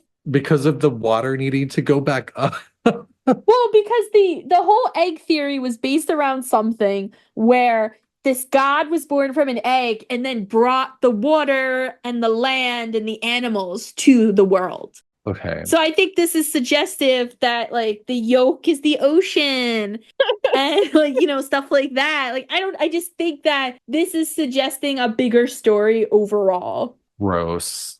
But also, it is suggested in one of his character stories that Neuvillette is the destroyer of the present order and the one who shall judge all gods. Yes. So he's going to be a big part, in my opinion, of the overall storyline. Mhm. Are y'all nervous that the other gods are going to have to die? I mean, you're asking the wrong person. I know you're fine with it. You're like, everyone's going to die. I'm not fine with it. I'm concerned about it. I'm just, I'm not going to let myself get blindsided by the truth. Are you slightly less concerned about the fact that A might die? Yeah. I just wanted to make sure. Yeah. It's so hard. And I'm sure that in the end, I will hate all of the archons except for Nahida. Because Nahida was innocent in the cataclysm and continues to be innocent, in my opinion. Mm-hmm. She literally just got her powers last year or the year before. So, Nahida will forever be innocent baby in my head. But the rest of the archons, we know, have fucked up something. And I do love one of the things that you've always said, and I can't remember if you've actually said it on the pod, but you've said it in our regular conversations and stuff too, is just how pissed you get by the fact that the other archons didn't do anything about Furina. Yeah. Like, they knew. They had to have known. Yeah. And they did nothing. And they let her deal. Did they know? They had to have. Wait, why? Because, first off, Zhongli knows everything. And Venti knows everything. Those two motherfuckers know every single thing happening in this plane. And they have done nothing. Same with Nahida. They knew about Nahida being locked away. And they did nothing. There is no way they did not know. Nahida even more so than Furina. Fine. She didn't know how to grieve. She didn't have a therapist. She locked herself away. Elsa did it too. But Venti and Zhongli, who have been around the longest, never thought to check on the fucking Dendro Archon? Are you kidding me? What if they're not allowed to? No. The only person who might not be allowed to is Zhongli. Because he's got, a freaking binder full of contracts and no one's allowed to look at except for himself. Venti? Come on. Ugh. It's just there's part of me that's the archons, they just had to have known. They had to have known what was going on. And here's the thing too, this gives Venti a little bit of a break in the situation. It's not me being biased, but Venti, we know, was fighting Durin with Dvalin over in Dragonspine during the Cataclysm. So as far as we know, Venti never made it over to Tanigi Hollow. But we think that Zhongli may have made it out there. So Zhongli knew that Egeria died. Wait, why? Say for certain. I'm saying there's a chance. Oh. We don't know where he was necessarily. We know he wasn't in the chasm. We know that, we had a Yaksha and Yelan's ancestor down there. Mm-hmm. We don't know where Zhongli was. So it's still open that he might have been over in Tanigi Hollow. And because of that, there's a big chance that he knew that Egeria died. He knew Makoto died. But why does that mean that he knew about Focalor versus Furina? It's not positive. This is definitely me, shooting my own shit about it. But from the way it sounds is that when Rukkhadevata died, Nahida was there. So chances are they immediately knew who became the next Archon when Egeria died. Whether Focalor was an Oceanid that had followed Egeria or whatever, that godhood hit her immediately. It makes it seem like you can't go a second without an Archon until, Zhongli yeets himself, and then Focalor also yeets herself, but for real. But I think even with that, part of your angst toward them too is if they didn't know, they know now, and none of them did anything about it. They didn't go help this poor chick who's just eating macaroni. Yeah, none of them have come to visit her. And let's look at Zhongli, who's when he runs into them in Chenyu Vale. What is up with that? Well, he knows that Neuvillette's going to kick his ass. Yeah, I guess that's true. He should be scared. He's Neuvillette is the only one in the world currently older than me. Even if Neuvillette was born 500 years ago, Neuvillette is older than him. You know what I mean? He knows all. Wasn't that a really fun moment? Zhongli meeting Neuvillette. It's well, they never met. They ran away from one another. Zhongli ran away from Neuvillette. He was "Oh, he's here. Gotta go." Yeah. The cartoon. Yeah, he became Sonic. He became. But isn't that isn't that great dust. that the one person that he's scared of is Neuvillette. Oh, absolutely. It makes sense, of course. But yeah, I mean, the fact that none of the archons have gone out to check on Furina or Nahida at that point either is really unfortunate. Yeah, and again, I give Nahida a break. I give both Nahida and Furina breaks, right? Furina was afraid to leave for 500 years as she endlessly tried to solve an issue. She was cursed. Yeah. Nahida was locked away. So those two get breaks. Furina's no longer an archon. Focalors sucks. The true enemy of the people is Focalor. Yeah, although she also broke the cycle. You know what I mean? Like, but is that good or bad? We don't know yet.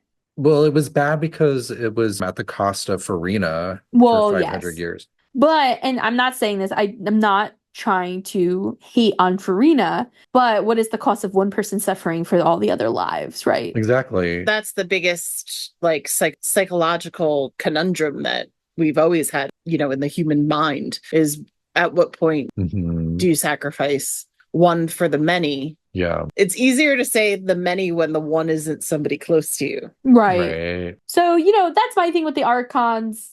But to backtrack for a second too, just some interesting side facts about the early days of Neuvillette as well. A lot of people thought he was a demon and that he only existed to preside over trials and judges. So he was, truly in the Ars Goetia, living his best life here. When you say people, do you mean people of Fontaine or people like players? The people of Fontaine. He has been the only Iudex that we know of. He has a memory of the Primordial One appointing their own god of life to order the living. And he says that he remembers how the usurper, who's the heavenly principles, made quote unquote her to suppress the original vital force of this planet. And of course, he also knows how she came to commit the original sin. So he's talking about the god of life creating Egeria and Egeria committing that original sin. I also just want to throw out there that whenever I think of sin, I think of gold. So whatever, just throwing that out there, just in general. I mean, she's one of the 5 sinners. Yeah, but Egeria is the original sinner. Like, I wonder how gold feels. I meant to give a follow-up because I know when we talked about our Natlan episode, I brought up the 6 pygmies and how maybe those are like tied into the YOPs. But I actually think that they're the 5 sinners plus Dane. Oh, okay. Because I think in that lore, 5 of the pygmies are traitors, and one of them is like, no, I'm a good guy. I'm trying to help, the prince or princess. Interesting. Throwing that out there. A few other quick favorite things about Neuvillette. He likes to taste water. He even sends a Melusine to Fontaine to taste it. Yeah. He says he's able to distinguish between the properties in the water, but also he's able to read emotions through water, which is something we learned during his story quest. He likes saucy foods because they often have a lot of water in it. But also, because of his love of water and everything, he does have a voice line about the desert where he says, I cannot help but feel that you bringing me here is some sort of assassination attempt. Yeah. It's so good. Yeah, it's one of my favorite lines, honestly, in the whole fucking game. And I just wanted to bring up one other thing about Wriothesley, and then I swear I won't talk about him and Wriothesley anymore. But Wriothesley has a voice line about Neuvillette, which I really think hammers in the romance in my head about them. And I think it's because I like the show called Miraculous. And for anyone who's listening to Miraculous out there, you know that a big point in the Adrian Marinette ship is the umbrella scene. And that's all I'm going to say. People will get what I mean if they've seen it.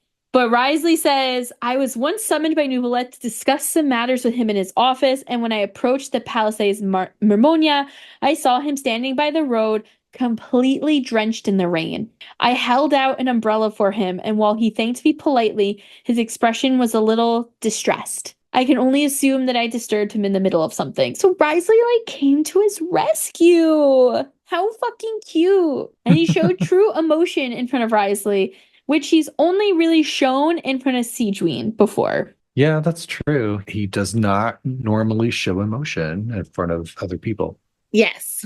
Well, and again, I guess the times when I was saying early on in this episode about him being so expressive, it's actually when he sees Focalor take her life. He is shook and he gasps. But I guess the other thing that's is so endearing and so cute about him too is at the end of that story quest when we were saying, like, you know, after he saw all the stuff that he had it happened, and he kind of sees that Caro and Vautran are all happy again, and he has this little smile, and he's like content because now he knows that like he's taking care of things and things are working out well and all that kind of stuff. And it just, I don't know, it makes, maybe it's because he doesn't show emotion that much. So like the slightest thing, I'm like, oh, cute. Yeah, absolutely. I will give some descriptions of his personality just for fun. Solitary, lonesome, aloof, selfless, fair-minded, impartial, distant, cold, unfeeling, indifferent, unemotional, understanding, understatedly good, fatherly, concerned, polite, kind, considerate, humble, and then when relating to Melusines, warm, gentle, and friendly. Do we know his personality? So I took the 16personalities.com test. I got INTJ, which is the architect. Okay, that makes sense. It makes sense if you look it up. Another one is ISTJ, which I'll say, which is the logistician. Okay. So you can read the descriptions for the architect or the logistician and then make up which one is more correct.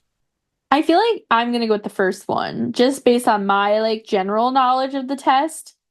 Okay. That's how I'm feeling. That's the one that I got when I answered the questions as him, but his personality is not as defined as most humans. Right. Which makes sense. It's more about his job. Yeah, like we're getting a lot of like outsider perspectives, right? Yeah. On that note, you know, I'm not going to talk about my Zhongli theory because this isn't about Zhongli. But, you know, guys, I am curious about this whole new Zhongli name and if like maybe like Zhongli isn't the OG archon or maybe Zhongli's not who we think he is and this is a new name. But I'll leave it there because Kiara is here. Not to be confused with Kiara. She's already told me 9 times that she is not a Melusine. We do have some mail to answer this week. So our first message comes from Lucas, and they said, despite the Aloy fiasco, I really hope Hoyo hasn't given up on the idea of crossovers, even more now that Star Rail is getting a Fate one.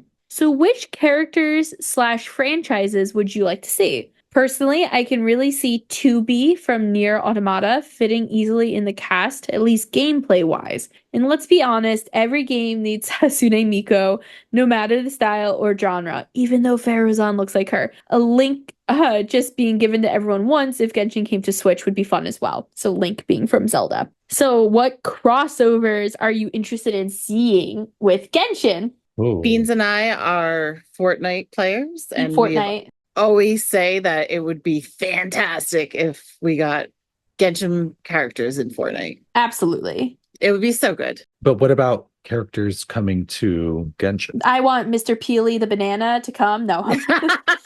bro, no. That would honestly be terrifying.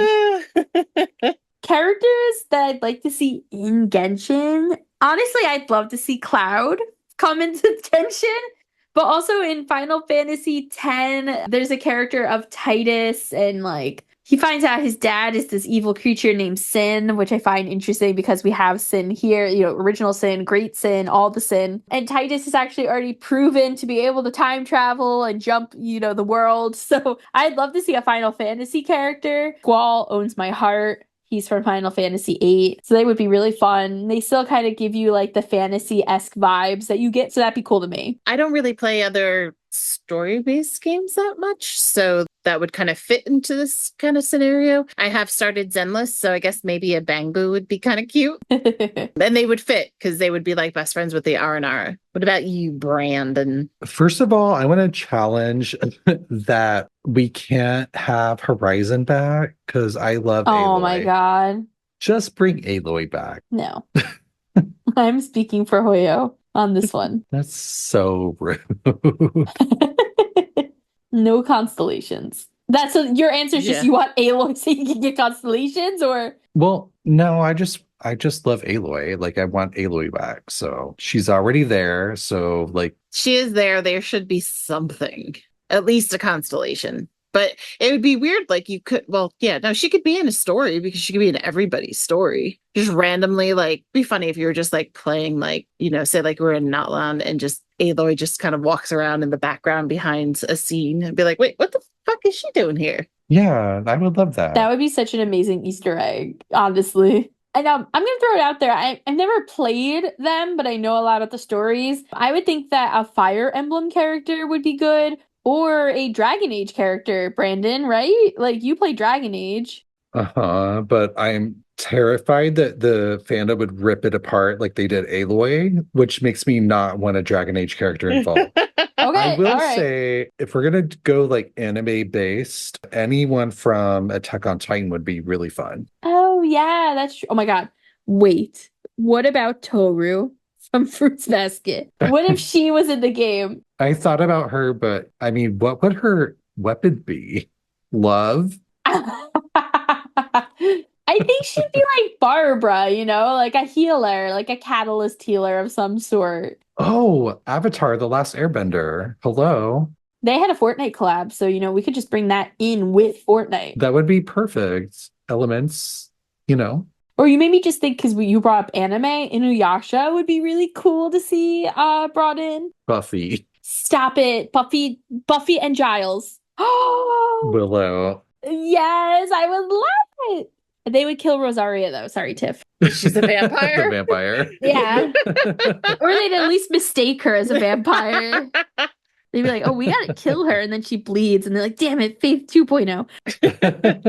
But thank you, Lucas, for your question. I think there's a lot of other games and stuff that would fit into this that we don't play too, like Sea of Thieves, if we were on Pirates. Like, I think there's a lot you could bring into here. So it's a great question. We'd love to hear what other travelers have to think too. Mm-hmm. Our next message comes from Pamela, and they said, I'm curious as to how the rest of Teyvat sees the Conrians. I'm always interested in world building and how the people of Teyvat perceive things. Like when I first started playing, I saw Celestia in the sky and asked my friends, do people in Teyvat see that and accept that? That's just where the gods are? Or do they not see it? Do people see the Conrians as sinners who got what they deserve? That they are evil? That they have had that they had beef with the gods? Are they not worth thinking about since it was 500 years ago and apparently there aren't any real living Conrians strolling around? I do want to answer one quick part of that, which is I do think people in Teyvat see Celestia just because of Vanessa in the manga. Yes, definitely. But the rest, what do you guys think about the Conrians here? Well, I think they're notoriously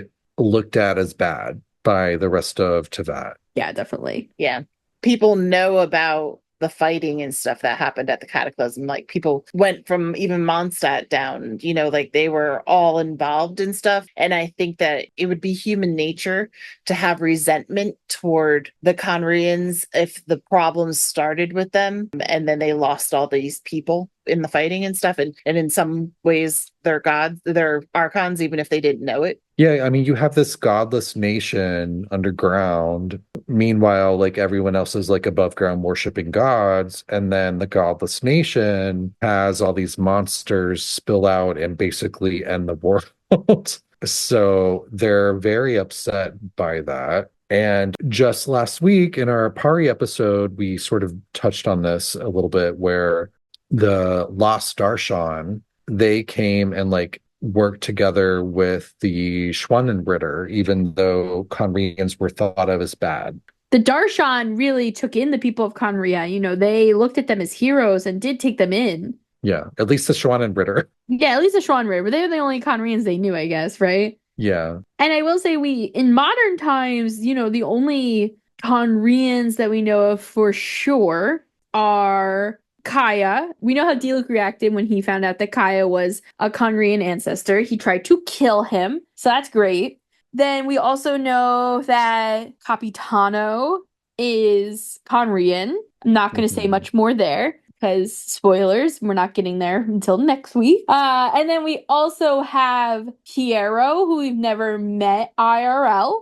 And besides that, only other Conrian we know is Arlecchino, but I don't really know if all the people know that Arlecchino is Conrian either. no one knows that Kaya is Conrian except for D-Luke. I'm sure Jean might know, but And Dane's live. right. Yeah, I don't think that that people know that Arlecchino is, because I think along with us in the beginning of the Fontaine Archon, we looked at her as like a resident trying to help Fontaine as because she was from there. So I think that people think she's from Fontaine. I know people know that she was a child of the House of the Hearth that overthrew the original leader.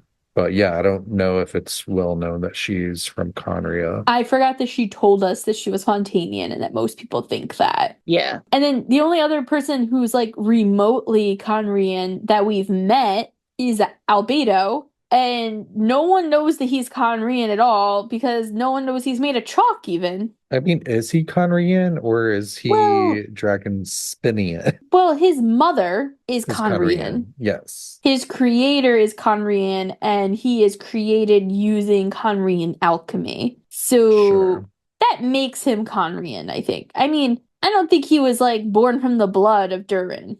I hope. Did he bathe in the blood? No bathing in the blood. I think he bathed in the blood. No. I think he goes back to Dragonspine to bathe in his blood. No. Is that just what the hot springs on Dragonspine actually are? Yes. You and Amber just always bathing in the blood? Yep. Very restorative. It's good for the skin.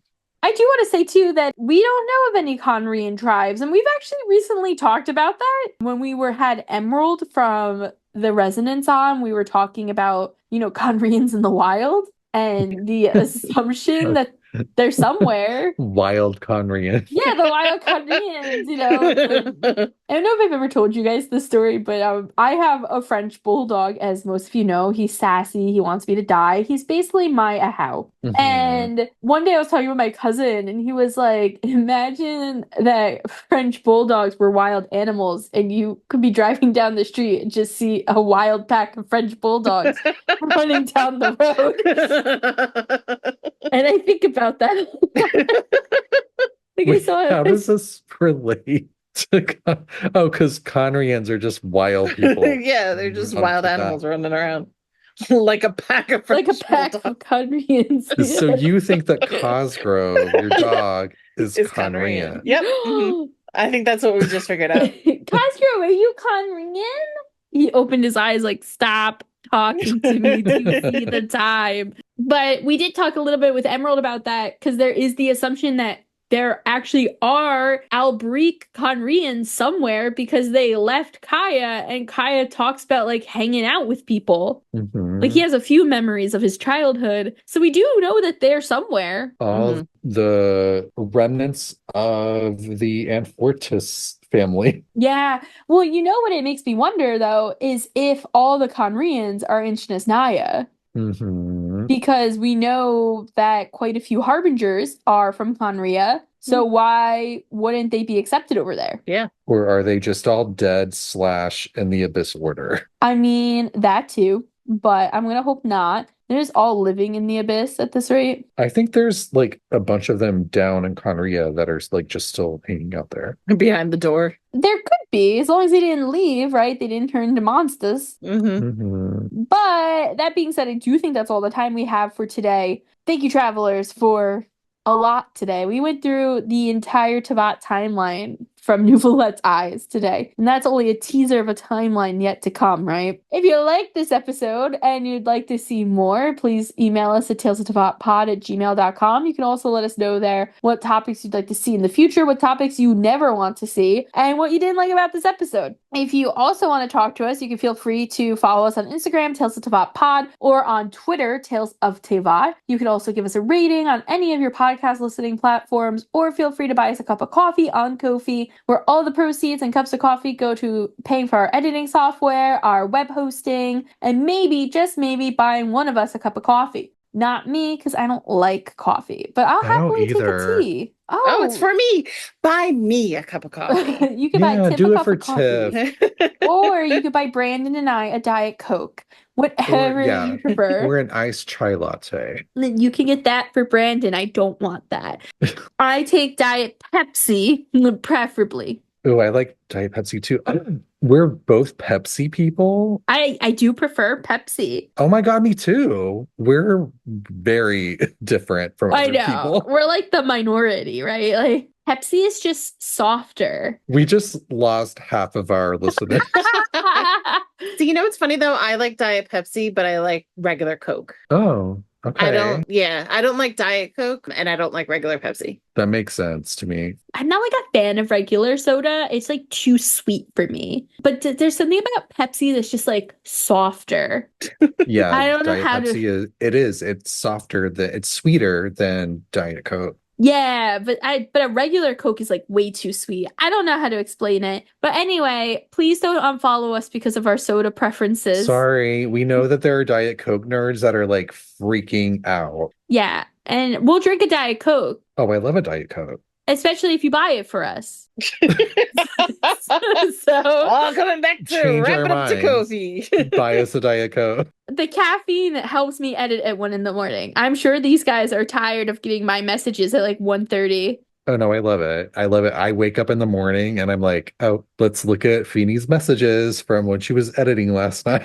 Like, the edits are done and the graphics are set and No, She they're way didn't more sleep. unhinged than that. yeah, I'm like, fuck this. Or I'm like, we're really funny, guys. I'm like, this was really good. But anyway, that being said, next week we are going to, I'm going to say dive, but I don't like that word because it's more Fontainian. But we're going to be diving back into Natlon and we're going to be talking about the Archon quest that was released during 5.1. So next week, if you have not done the newest Archon, don't fucking listen. No, listen. No, don't spoil yourself. Wait until you do it. Just do the quest. Yeah, do it and then listen. Get ready. It's insane. You're gonna love it. It's good. And if you need a quick refresher on what happened in the first round of the Archon, you can go back and listen to episode 3 of this season, which is episode 83 overall, where we did talk about Natlan so far and go through our initial thoughts in the initial Archon quest. So it's a good refresher if you want to take a listen to that before we jump into 5.1.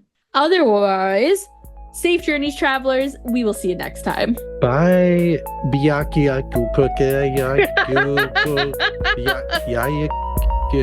Yeah. Nerds. Coco. Or Abashi is rolling in his grave. He cannot believe what you just said. He's fine. He's a scientist. He just dropped his beaker. He's just like, you're dumb.